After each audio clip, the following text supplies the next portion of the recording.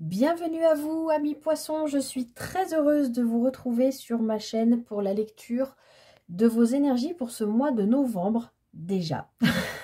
Et oui, l'année passe à une vitesse incroyable.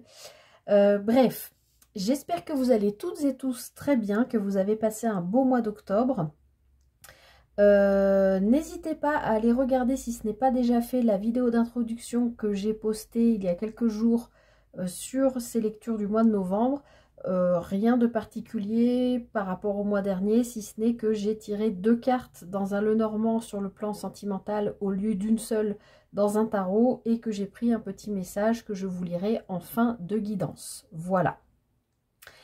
Donc je disais, j'espère que vous allez toutes et tous très bien, que vous avez passé un beau mois d'octobre, puisque je regardais le titre que j'avais donné à votre lecture donc pour le mois d'octobre dernier. Acceptez cette fin de cycle, l'univers vous pousse vers le renouveau. Alors je ne sais plus, vous aviez quoi vous comme... Ah oui, vous aviez le mat en énergie extérieure. Alors n'hésitez pas à me mettre en commentaire hein, s'il y a eu des choses dans votre vie qui ressemblaient à une fin de cycle, et si vous vous sentiez un petit peu le vent dans le dos pour aller vers quelque chose de nouveau, quel que soit le plan de vie. Je vous rappelle encore une fois que c'est une guidance générale, donc ça ne peut pas parler à tout le monde, et vous prenez vraiment que ce qui résonne avec ce que vous vivez. Voilà.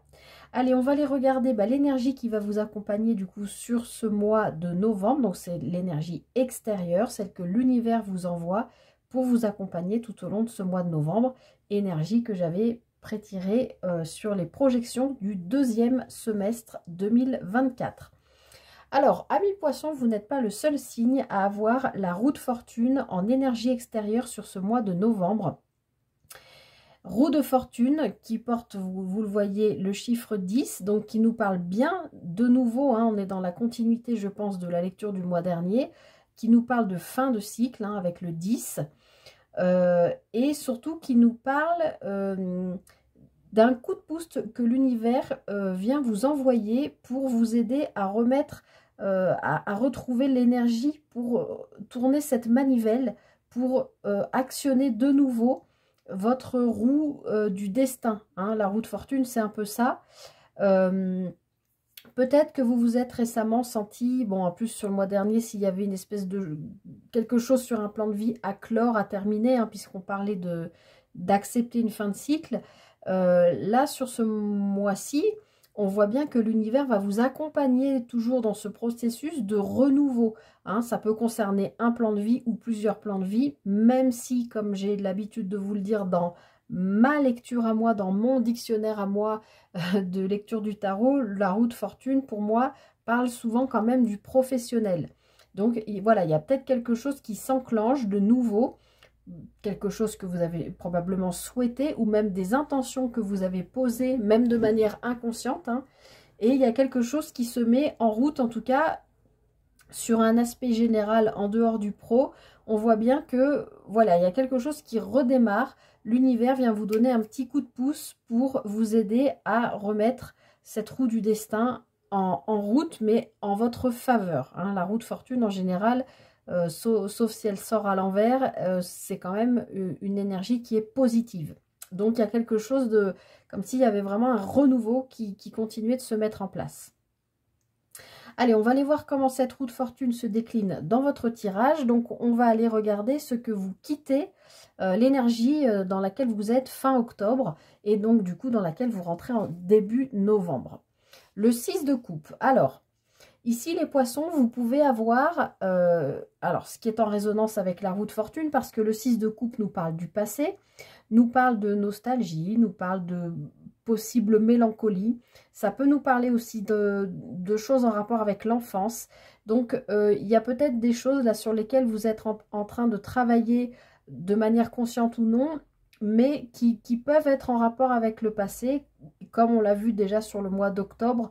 Une fin de cycle à terminer, il y a peut-être, voilà, je sais pas moi, des liens à couper, des façons de voir la vie qui ne vous conviennent plus, voilà, peut-être dans le milieu professionnel quelque chose qui ne vous convient plus non plus, ou ou un travail dans lequel vous avez été depuis l'enfance, enfin depuis l'enfance, depuis que vous étiez, ou que vous aviez rêvé toujours de faire depuis l'enfance, et que vous avez fait, mais que là vous sentez que ben non, finalement, devenu adulte, vous avez envie d'autre chose. C'est la sensation de devoir quitter quelque chose qui vient du passé ou qui vient de l'enfance. D'accord? Donc vous finissez ce mois d'octobre et vous entrez en novembre avec cette énergie un peu oui, nostalgie, possiblement mélancolie. Est-ce que c'est en rapport avec votre enfance, avec le passé?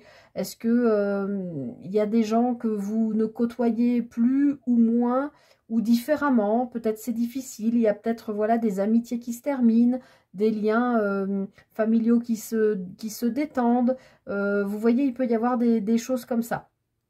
À vous de voir, à moins que ça parle aussi possiblement de choses que vous avez vécues dans l'enfance et pour lesquelles vous devez faire un deuil aujourd'hui pour vous pouvoir avancer, comme si ça vous freinait, ça vous retenait en arrière, alors que vous êtes plutôt, vous avez besoin d'avancer. En tout cas, c'est ce que l'univers vient vous dire ce mois-ci. Il faut dépasser peut-être les freins, les blocages qu'il peut y avoir en lien avec votre passé ou l'enfance. Passé proche ou passé lointain, vous adaptez par rapport à ce que vous vivez actuellement dans votre vie. Alors, on va regarder ce qu'il serait bon pour vous de travailler sur ce mois de novembre. Écoutez, je ne suis pas étonnée. Donc, on a la lune qui est un arcane majeur. Donc, c'est un message important. Donc, la lune qui peut de nouveau faire référence au passé, d'accord? Qui peut nous parler de notre inconscient profond, de nos abysses profondes. Alors, je ne sais plus si on dit un ou une abysse, mais voilà, de notre inconscient, de ce sur quoi on n'a pas de contrôle, qu'on ne maîtrise pas, des choses qu'on n'a peut-être aussi pas vues, pas comprises. Voilà, la lune, c'est tout ce qui est caché et qui peut quand même être en lien avec l'inconscient, d'accord? Donc, effectivement, sur ce mois de novembre, on est dans la continuité d'une fin de cycle et il y a quand même l'idée de guérir, je pense, quelque chose en lien avec le passé ou avec votre enfance qui a besoin d'être coupé pour vous faire avancer. Mais on voit bien que tout ça, ça se passe dans votre intériorité propre, d'accord? Vous pouvez vous faire aider de l'extérieur. De toute façon, l'univers va vous proposer quelque chose, hein, on le voit avec la roue de fortune, mais c'est comme si on vous disait, il va falloir aller plonger dans votre intériorité. Là, vous êtes un peu, c'est comme si vous étiez un peu au pied du mur. Vous n'avez plus le choix que d'aller gratter là où... Vous n'êtes pas le seul signe à qui j'ai dit ça. Hein. Gratter pas là où ça fait mal, mais là où on n'a pas envie d'aller, là où on sait qu'il y a de la noirceur, là il y a peut-être notre pardon, notre côté sombre, des choses difficiles qu'on a pu vivre. On n'a pas envie d'aller gratter ça, mais il y a un moment donné, on est un peu obligé. Et je pense que, quel que soit votre âge, votre situation, peu importe, mais je pense que les énergies du moment, je pense que je vous l'ai dit sur la guidance de la lune ou pour la guidance hebdo de la semaine dernière, je ne sais plus, mais les énergies sont vraiment propices à ça en ce moment. Hein. On est aussi, je le rappelle, dans la saison des éclipses qui nous font beaucoup travailler sur du nettoyage, du lâcher-prise, du quitter ce qui est devenu obsolète pour nous faire avancer. Et vous, là, les poissons, c'est vraiment ça. Il y a quelque chose avec le passé, là, que vous êtes soit en train de sonder, d'observer, de peut-être comprendre et éventuellement de nettoyer. On va continuer pour voir qu'est-ce que ça nous dit un peu plus précisément. Donc là, on va aller regarder le conseil du tarot pour vous sur ce mois de novembre. Alors, le 2 de denier vient vous dire, là, les amis poissons, que vous allez être obligés de devoir jongler probablement entre deux aspects de votre vie, deux situations, deux façons de voir les choses. Le 2 de denier, on est dans le concret, on est dans ce qu'on peut toucher, mais au sens large, c'est vraiment l'idée de devoir gérer deux choses différentes. Donc, il y a peut-être un renouveau ou quelque chose qui change sur l'aspect professionnel, disons, mais peut-être que pour avancer sur l'aspect professionnel, vous avez peut-être besoin de travailler, de lâcher quelque chose en lien avec votre enfance ou votre passé. d'accord? Ça veut dire qu'il y a deux plans sur lesquels vous devez travailler, d'accord? Donc là, pour moi, le tarot est en train de vous dire que vous avez les capacités. Je vais quand même vous en rajouter une, je ne vais pas vous laisser avec ce 2 là, mais le tarot vous dit, vous avez les capacités, les poissons là, de travailler et sur, voilà, sur cet aspect passé et cet aspect très intérieur, parce que l'univers vous le demande, hein, tout simplement, puisque là on vous demande enfin, l'univers va vous envoyer des énergies pour avancer sur votre chemin. Mais oui, dans le conseil du tarot, on vous demande de jongler entre deux aspects. Mais je voudrais bien quand même en rajouter une, s'il vous plaît. Intéressant. Là, le pape qui s'est retourné, mais j'en ai trop, je ne vais pas les prendre. Donc, il y a peut-être l'idée d'une concrétisation d'un contrat qui se signe. Ça peut être une union, ça peut être une association. Il y a peut-être tout ça qu'il va falloir gérer. Hop. La reine d'épée. Ok, alors, du coup, conseil du tarot, oui, va falloir jongler, a priori, sur ce mois-ci, pour vous, les poissons, sur deux plans, deux aspects de votre vie.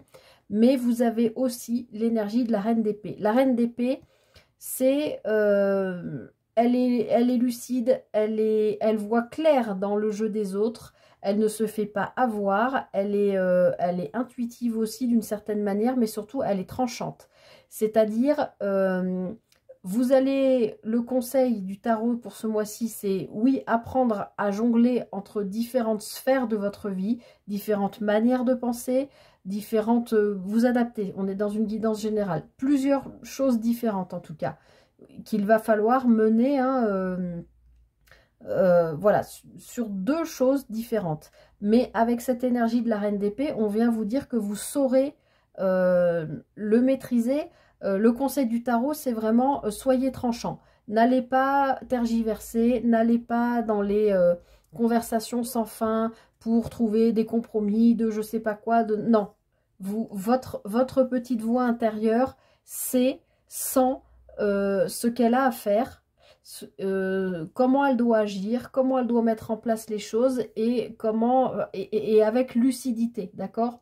Donc, avec cette énergie de la reine d'épée, le tarot vous dit, vous allez devoir jongler sur plusieurs choses et on vous le conseille. C'est-à-dire, ne vous focalisez pas juste sur un problème passé ou la fin d'une situation. Il y a d'autres choses à gérer. Et là, le tarot vous demande de gérer plusieurs choses parce que ça va vous permettre d'aller vers cette fin de cycle probablement plus rapidement. Et avec cette énergie de reine d'épée, vous allez pouvoir être tranchant et peut-être prendre les problèmes dans le sens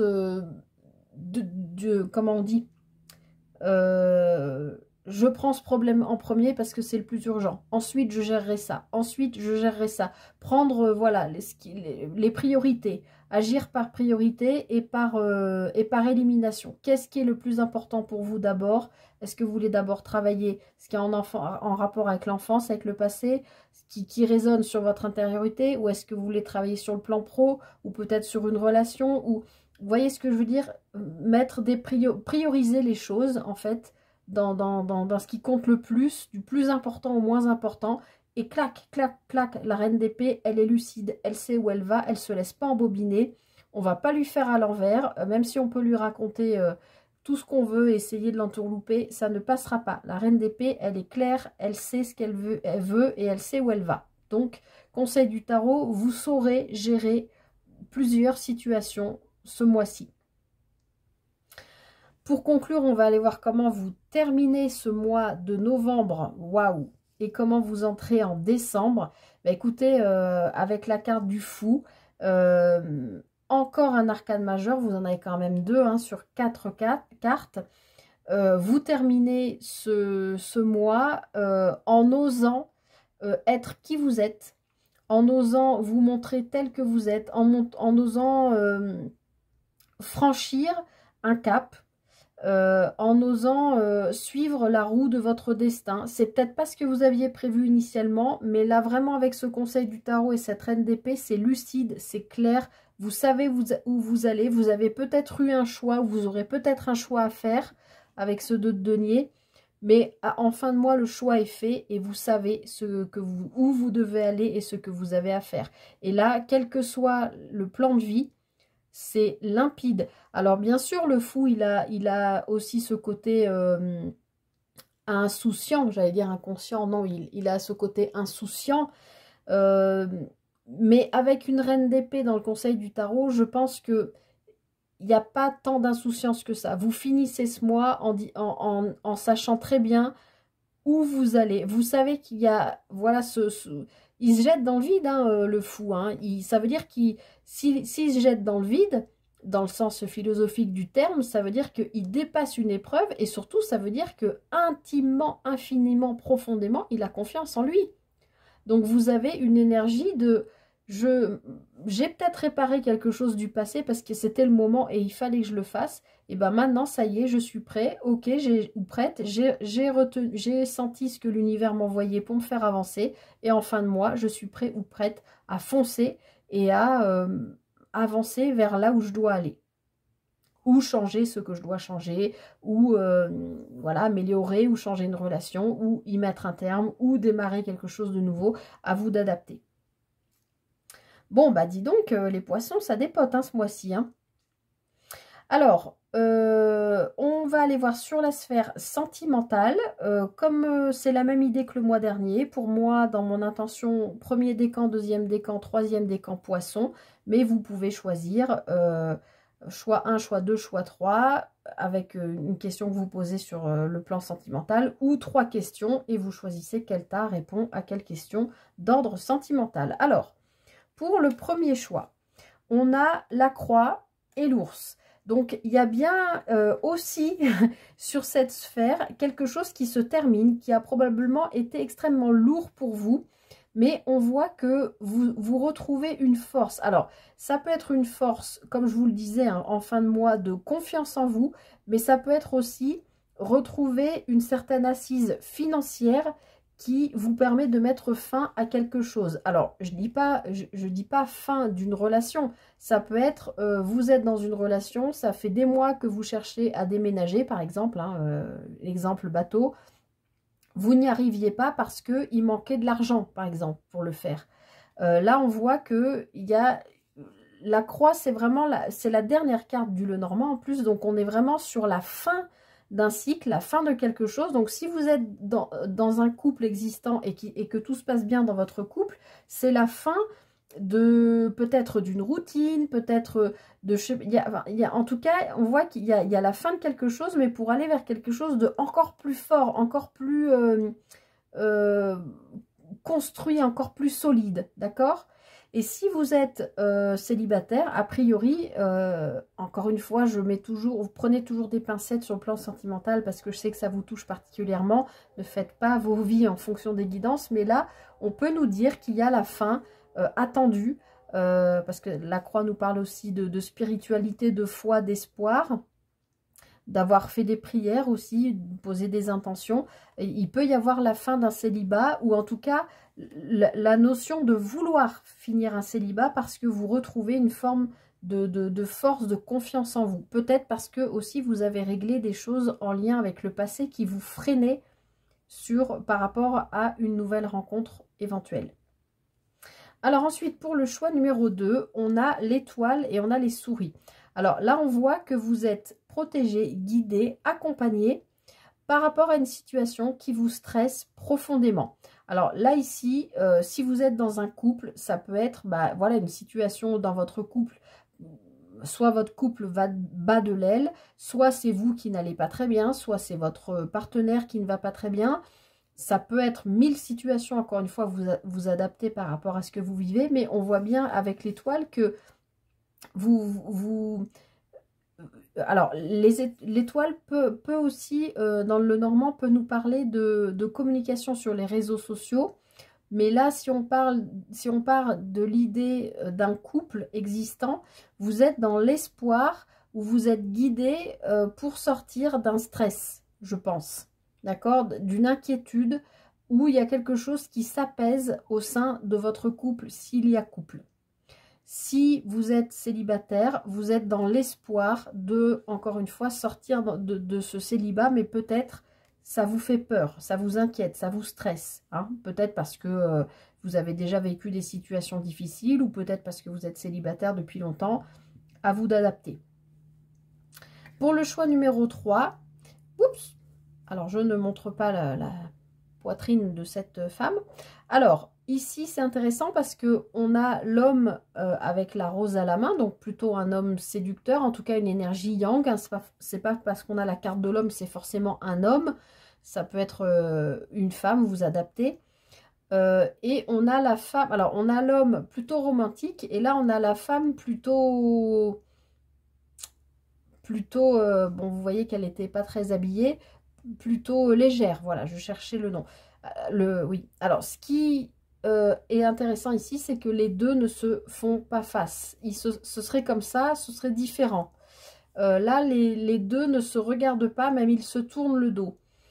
Donc, pour moi, les poissons, soit vous êtes dans un couple où on a l'un des deux, parce que vous adaptez les énergies, hein, l'un des deux qui est toujours dans le romantisme, toujours dans l'idée de voilà, faire des surprises à l'autre, d'entretenir le couple, de voilà, peut-être faire des dîners aux chandelles de temps en temps, d'être aux petits soins pour l'autre, alors que l'autre, même si c'est la femme, vous switchez les énergies hein, selon ce que vous vivez, mais cette femme, elle est plutôt... elle regarde pas l'homme alors lui, il regarde plutôt vers le passé d'ailleurs. Elle regarde plutôt vers l'avenir. Elle n'est pas très vêtue, donc elle, je pense qu'elle aurait plutôt envie, cette énergie féminine, que ce soit homme ou femme, ben peut-être d'aller voir ce qui se passe si l'herbe est plus verte ailleurs, voyez-vous. Mais bon, encore une fois, je mets des pincettes, vous prenez pas au pied de la lettre ce que je vous dis. C'est la lecture que j'en ai. En tout cas, je vois deux personnes, deux énergies qui ne se regardent pas et qui ne sont pas ou plus sur le même plan par rapport au moment de leur rencontre. Et si vous êtes célibataire, on est encore une fois dans deux énergies complètement différentes. Il y en a un des deux qui est complètement romantique, fleur bleue, et l'autre qui est plutôt à la recherche de quelque chose de beaucoup plus léger. Vous prenez vraiment si ça parle avec ce que vous vivez, amis poissons. Je termine avec un message pour vous du petit oracle de la mission de vie pour ce mois de novembre. Vous avez « Ne sois pas trop exigeant avec toi-même ». Il ne sert à rien de fixer la barre trop haut et de chercher la perfection. Faire de son mieux est la seule chose qui compte. Tu n'as rien à prouver, tu es déjà si lumineux, lumineuse comme tu es. Je vous le mets en gros, en zoom, si vous voulez le garder ou le relire ou faire une capture d'écran pour votre mois de novembre. Donc en tout cas, oui, là, les poissons, on est en train de vous dire, l'univers vient bien vous amener, vous guider vers cette fin de cycle. Et on voit bien qu'en fin de mois, vous êtes prêt ou prête à vous lancer dans autre chose. Mais malgré tout, ne placez pas la barre trop haut, hein, on vous le dit. Faites de votre mieux. N'agissez pas pour faire croire ou vous faire croire à vous-même que vous êtes plus fort ou plus forte que les autres, parce que je pense qu'il y a aussi quand même ce truc-là qui est lourd, là, en lien avec le passé, et à l'intérieur, je pense qu'il y a besoin d'une guérison. Donc, voilà, ne cherchez pas la perfection, ne cherchez pas à être parfait ou parfaite, faites comme vous pouvez, prenez le temps nécessaire, mais surtout, le principal, c'est d'être vous-même, les poissons. Donc, on est dans la continuité de cette fin de cycle, a priori, pour vous. Alors, peut-être ça va durer jusqu'à la fin de l'année. Je ne sais pas, vous avez quoi comme arcane majeur le mois prochain? La papesse. Alors oui, il y aura peut-être besoin d'un petit temps d'intériorité, d'intériorisation de nouveau pour... On verra ça le mois prochain. Je m'arrête là, les poissons, prenez bien soin de vous. Si cette guidance vous a parlé, je l'espère, et j'espère qu'elle vous aura amené des infos, un peu d'aide, des billes pour vous faire avancer sur votre mois de novembre. En tout cas, n'hésitez pas à liker, partager, commenter, vous abonner, vous le savez, c'est ce qui fait vivre la chaîne. Moi, je vous souhaite tout le meilleur pour ce mois de novembre. Prenez bien soin de vous et je vous dis à très vite pour une prochaine guidance. Bye bye.